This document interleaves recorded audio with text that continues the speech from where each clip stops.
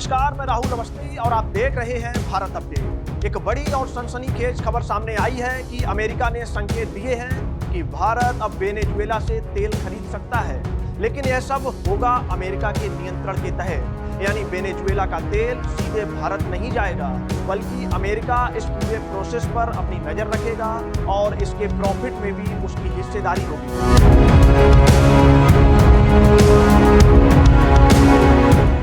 आपको बता दें, ट्रंप सरकार ने वेनेजुएला के तेल पर अपना कड़ा नियंत्रण जमाने के लिए पहले भी कई बड़े कदम उठाए हैं। अमेरिका ने वहां के राष्ट्रपति निकोलस मादुरो और उनकी पत्नी को गिरफ्तार करके अपनी ताकत और नियंत्रण का प्रदर्शन किया है।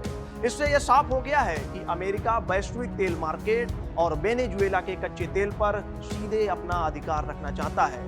इसका मतलब है कि वेनेजुएला अब स्वतंत्र रूप से तेल नहीं बेच सकता। सब कुछ अमेरिका के फ्रेमवर्क और शर्तों के तहत ही होगा। वास्तव में ट्रंप सरकार के एक वरिष्ठ अधिकारी ने स्पष्ट किया कि व्हाइट हाउस ने यह संकेत दे दिए हैं कि अगर भारत वेनेजुएला से तेल खरीदना चाहे तो अमेरिका एक नए नियंत्रित फ्रेमवर्क के तहत इसकी इजाजत देने के लिए तैयार है। इसका मतलब साफ है कि अमेरिका के नियंत्रण में वेनेजुएला का तेल भारत तक पहुंच सकता है, लेकिन इसके लिए अमेरिकी नियमों और शर्तों का पालन करना अनिवार्य होगा। अभी भारत वर्तमान में वेनेजुएला से तेल नहीं खरीद रहा है और वहीं अमेरिकी प्रतिबंधों के कारण वेनेजुएला से बहुत कम ही देश हैं जो तेल का आयात कर पाते हैं। लेकिन अब अमेरिका ने वेनेजुएला से तेल व्यापार को नियंत्रित ढांचे के तहत फिर से शुरू करने का रास्ता खोल दिया है और इसका फायदा अमेरिका को होगा, क्योंकि वेनेजुएला का तेल बिक्री पर अमेरिका की निगरानी और हिस्सेदारी भी होगी। आपको बता दें कि एक अधिकारी ने एक न्यूज एजेंसी को बताया कि भारत वेनेजुएला से तेल खरीद सकता है, लेकिन डिटेल्स अभी अंतिम रूप से तय नहीं हुई हैं। इसके लिए अभी काम चल रहा है। अमेरिकी ऊर्जा सचिव क्रिस्टोफर राइट ने भी हाल ही में कहा था कि अगर वॉशिंगटन द्वारा नियंत्रित एक सख्त ढांचे के माध्यम से किया जाए तो अमेरिका वेनेजुएला का कच्चा तेल लगभग सभी देशों को बेचने के लिए तैयार है। इस सूची में भारत को भी प्रमुख खरीदार के रूप में देखा जा रहा है। आपको बता दें, अमेरिका के प्रतिबंधों में पहले भारत वेनेजुएला का एक बड़ा ग्राहक था। भारत अपनी बड़ी और जटिल रिफाइनरी के लिए भारी मात्रा में कच्चा तेल आयात करता था।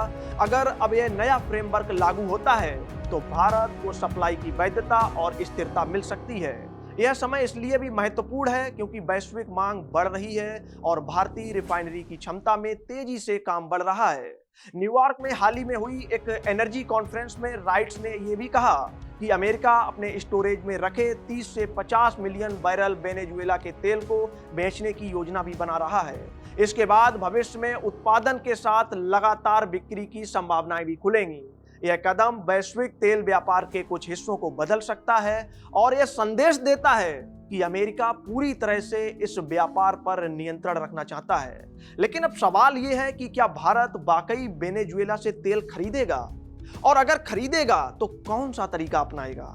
क्या भारत नए वेंचर्स के जरिए यह काम करेगा या सीधा अमेरिका फ्रेमवर्क के तहत यह पूरा काम होगा? इन सब चीजों को लेकर अभी कई तरीके के विकल्प और चर्चाएं चल रही हैं। इस पूरी स्थिति का विश्लेषण करें तो यह स्पष्ट होता है कि अमेरिका वेनेजुएला के तेल पर नियंत्रण बनाए रखना चाहता है और उसके लिए उन्होंने न केवल फ्रेमवर्क बनाया है बल्कि वहां के राष्ट्रपति और उनके परिवार को भी सीधे निशाना बनाया है। भारत के लिए एक अवसर हो सकता है कि उसे जरूरी कच्चा तेल मिल जाए, लेकिन साथ ही उसे अमेरिका की शर्तें भी माननी होंगी। यह सिर्फ तेल की खरीद नहीं है, बल्कि वैश्विक व्यापार, राजनीतिक रणनीति और ऊर्जा सुरक्षा पर एक बड़ा मामला है। देखिए, इस कदम से वैश्विक मार्केट पर भी असर पड़ेगा। अगर भारत वाकई वेनेजुएला से तेल खरीदता है तो यह अंतरराष्ट्रीय तेल व्यापार के नक्शे को भी बदल सकता है। दूसरी ओर अमेरिका इस नियंत्रण के जरिए अपने फायदे को भी सुनिश्चित करेगा। इस समय यह पूरी कहानी राजनीतिक, व्यापार, रणनीति का जटिल मिश्रण बन गई है। तो अब सवाल भी खुला है कि क्या भारत इस योजना में शामिल होगा, और अगर होगा तो किस तरह से? ये बड़ा सवाल है। यह एक ऐसा विषय है जो आने वाले महीनों में वैश्विक ऊर्जा और व्यापार की दिशा को तय कर सकता है।